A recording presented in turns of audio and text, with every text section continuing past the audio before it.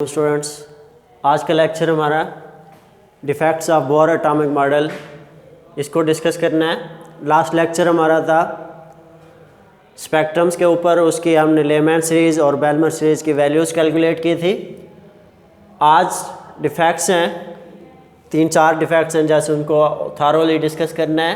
First defect है, it can not explain the spectrum of multi electron system.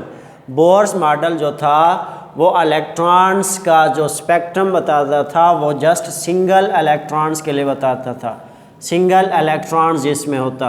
जैसे hydrogen के लिए हमने डिस्कस किया, हाइड्रोजन एटम, तो इसमें कितने इलेक्ट्रॉन्स होते हैं? इसके वैलेंस शेल में 1 इलेक्ट्रॉन होता है।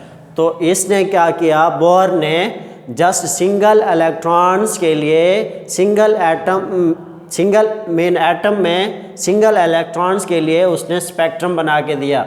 जैसा कि आइंस हैं, एक और हीलियम +2, बेरिलियम +3, लिथियम +2, तो ये आइंस हैं। इन आइंस में से ये आइंस कैसे बनते हैं? जब इसमें से इलेक्ट्रॉन्स क्या होते हैं, निकल जाते हैं, इमिट हो जाते हैं, तो ये आइंस बनते हैं। ठीक है, तो इसमें से देखें तो ये इसका एटॉमिक नंबर है 4, तो 3 आयन निकल गए तो 1 बच गया इलेक्ट्रॉन्स। लिथियम का होता है 3, तो 2 रिमूव हो गए, तो बच गई वैलेंस शेल में बच गया 1 इलेक्ट्रॉन।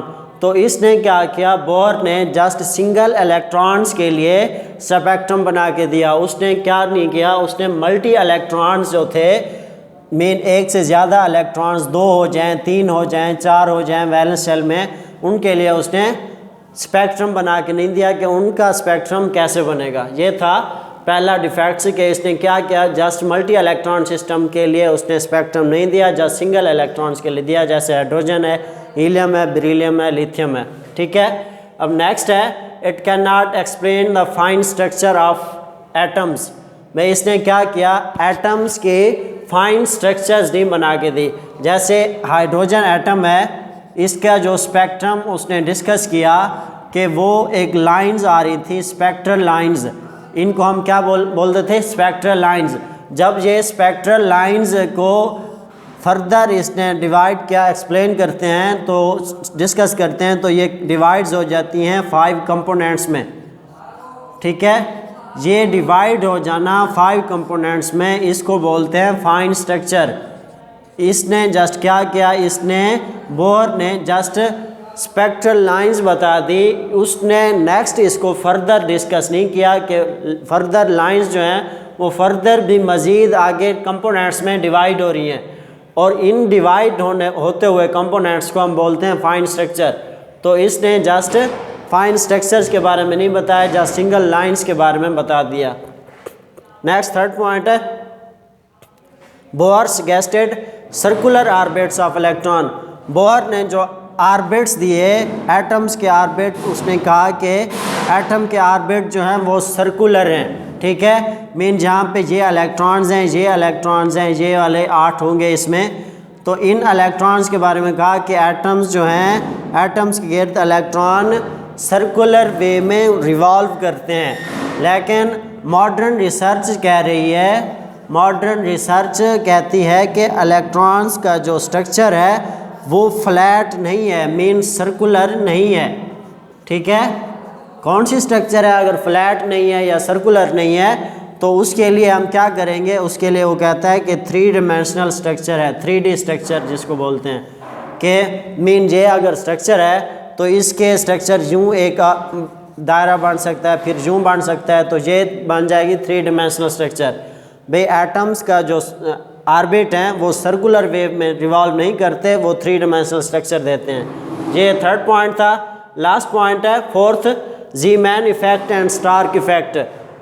अब कहता है spectrum of atom is taken in magnetic field. किसी भी एटम का स्पेक्ट्रम को अगर हम लें मैग्नेटिक फील्ड में, तो वो क्या हो जाती है, उसकी लाइंस जो होती हैं, सिंगल लाइंस डिवाइड हो जाती हैं, मज़ीद फर्दर लाइंस में डिवाइड हो जाती हैं, फर्दर लाइंस में। इस प्रोसेस को बोलते हैं हम क्या, ज़ीमैन इफेक्ट। ठीक है, और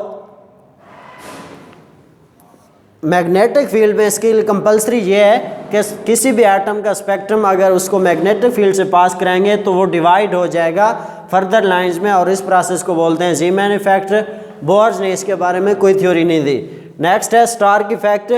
अब हाइड्रोजन एटम आपको पता है इमिशन स्पेक्ट्रम बनाता है, जब हम उसको इलेक्ट्रिक फील्ड में पास करेंगे तो लाइंस क्या होंगी, आर स्प्लिट्स इनटू 5 लाइंस। हर लाइन मज़ीद 5 लाइंस में डिवाइड हो जाएगी, और इसको प्रोसेस को बोलते हैं स्टार्क इफेक्ट।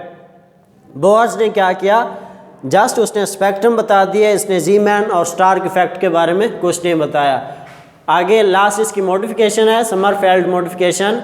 एक साइंटिस्ट था समरफेल्ड, इसने क्या किया कि इलेक्ट्रॉन्स रिवॉल्व इन elliptical orbit rather than circular orbit. जो बोर ने कहा था कि इलेक्ट्रॉन सर्कुलर ऑर्बिट में घूमते हैं, उसने इसकी करेक्शन की और कहा कि इलेक्ट्रॉन्स जो हैं वो एलिप्टिकल ऑर्बिट में मूव करते हैं। इस तरह ये यहाँ पे नेगेटिव इलेक्ट्रॉन्स होंगे, यहाँ पे पॉजिटिव। तो यूं सर्कुलर ऑर्बिट में इलेक्ट्रॉन्स इलिप्टिकल ऑर्बिट्स में मूव करते हैं, और न्यूक्लियस जो होता है वो टोटली हर साइड से इलेक्ट्रॉन्स को क्या कर लेता है, कवर कर लेता है। ये था आज का टॉपिक आपका बोर्स एटॉमिक मॉडल।